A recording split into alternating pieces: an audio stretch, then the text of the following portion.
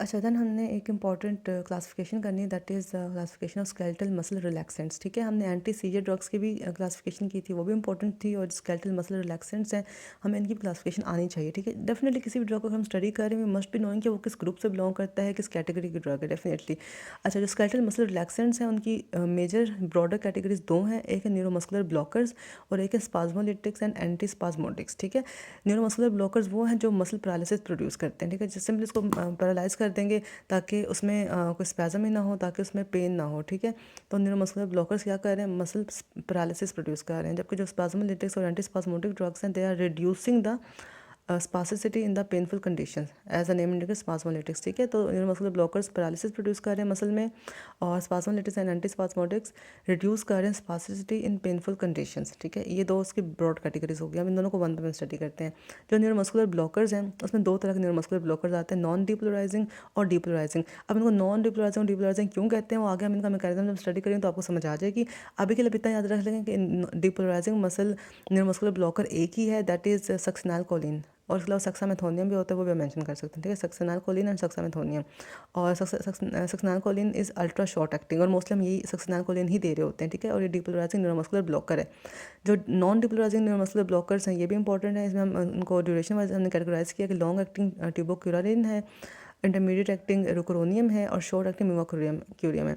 Short acting mivacurium, intermediate acting rocuronium and long acting tubocurarine, ये है non depolarising neuromuscular blockers. ये बात होगी। अब हम स्पाज्मोलिटिक्स और एंटीस्पाज्मोटिक्स की बात कर लेते हैं, जो कि रिड्यूस करते हैं स्पासिसिटी इन पेनफुल कंडीशंस।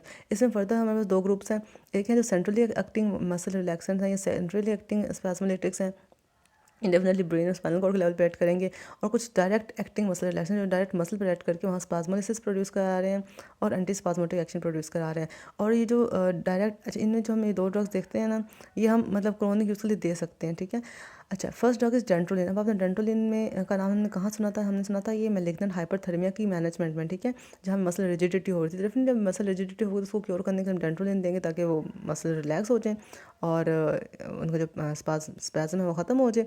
तो अब आपको पता है कि डेंट्रोलिन किस वैरायटी से बिलोंग करते हैं, तो it is a direct acting muscle relaxant, और ये एक एंटी स्पाज्मोटिक या स्पाज्मोलिटिक ड्रग है। ठीक है, जो बोटुलिनम टॉक्सिन है वो भी डायरेक्टली मसल पर एक्ट करके वहाँ पर स्पाज्मोलिसिस कराता है। ये बात होगी। जो सेंट्रली एक्टिंग मसल रिलैक्सेंट्स हैं उसमें फिर कुछ हैं जो हम एक्यूट यूज़ के लिए देते हैं, कुछ जो हम क्रोनिक यूज़ के लिए देते हैं। ये जो एक्यूट यूज़ वाले हैं तो हमने आई थिंक सबने यूज़ किया हुआ है ना, वंस इन अ वाइल।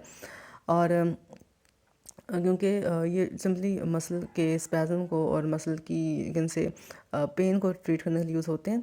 इसमें और फेनेड्रिन इंपॉर्टेंट है एक्यूट यूज़ के लिए, सेंट्रल एक्टिंग, और फेनेड्रिन एंड साइक्लोबेंजाप्रिन, मैं जो इजी नाम है वो वाला बता रही हूँ।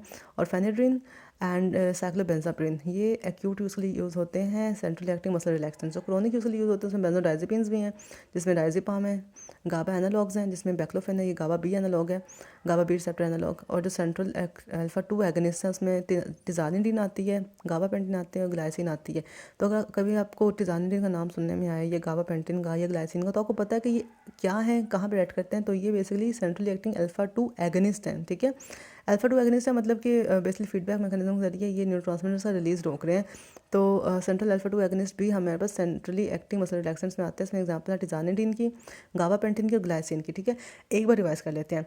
जो स्केलेटल मसल रिलैक्सेंट्स हैं उनके ब्रॉडर कैटेगरीज हैं, neuromuscular blockers and spasmolytics and antispasmodic. Neuromuscular blockers में डिपोलराइजिंग है सक्सिनैकोलिन, नॉन डिपोलराइजिंग है लॉन्ग एक्टिंग में ट्यूबोक्यूरिन, इंटरमीडिएट एक्टिंग में रुकोरोनियम, शॉर्ट एक्टिंग में वाकोरियम। स्पाज्मोलिटिक्स एंड एंटीस्पाज्मोटिक्स में we have broader classification centrally acting and direct acting. Direct acting में दो ही है, डेंट्रोलिन एंड बोटुलिनम टॉक्सिन। जो सेंट्रली एक्टिंग उसमें क्रोनिक यूज़ के लिए है और एक्यूट यूज़ के लिए है। जो एक्यूट यूज़ के लिए है उसमें फेनेड्रिन है और साइक्लोबेंजापिन है। जो क्रोनिक यूज़ के लिए उसमें बेंजोडाइजेपिन्स हैं, डायजेपम के नाम से गाबा एनालॉग हैं, बैक्लोफेन के नाम से central acting and alpha 2 agonist, that is tizanidine, glycine and gabapentin. ये होगी क्लासिफिकेशन खत्म ऑफ स्केलेटल मसल रिलैक्सेंट्स। लेकिन एक बात की जाती है, ये जो हमने नॉन डिपोलराइजिंग न्यूरोमस्कुलर ब्लॉकर्स देखे हैं ना, इनको हमने on the basis of duration of action classify किए ना, इनको हम on the basis of their chemical structure भी क्लासीफाई कर सकते हैं। और अगर ये पूछा जाए तो हमें पता होना चाहिए that what are the two chemical structures of non depolarising muscle neuromuscular blockers. और इसमें एक वो होते हैं न्यूरोमस्कुलर ब्लॉकर जिनमें आइसोक्विनोलोन न्यूक्लियस होता है, और एक वो होते हैं जिनमें स्टेरॉयड न्यूक्लियस होता है। तो स्टेरॉयड न्यूक्लियस वाले वो हैं मोस्टली जो हमने वहाँ पर इंटरमीडिएट कैटेगरी में पढ़े थे। इसमें रुकोरोनियम है, वेकोरोनियम है, पैनक्रोनियम है, पाइपक्रोनियम है। ठीक है, रोकोरोनियम, वेकोरोनियम, पैनकोरोनियम एंड पेपिकोरोनियम, ठीक है। ये हो गए स्टेरॉयड न्यूक्लियस वाले। जो आइसोक्विनोलोन न्यूक्लियस वाले हैं वो मोस्टली वो जो हमने शॉर्ट एक्टिंग में या लॉन्ग एक्टिंग में पढ़े, लाइक लॉन्ग एक्टिंग में टुबाकुलोरिन है, शॉर्ट एक्टिंग में मिवाकुरियम है। इसके अलावा एट्राक्यूरियम और डॉक्साक्यूरियम भी आइसोक्विनोलोन न्यूक्लियस वाले ही होते हैं, ठीक है। तो एट्राक्यूरियम, डॉक्साक्यूरियम, मिवाकुरियम और टुबाकुलोरिन आइसोक्विनोलोन न्यूक्लियस वाले हैं।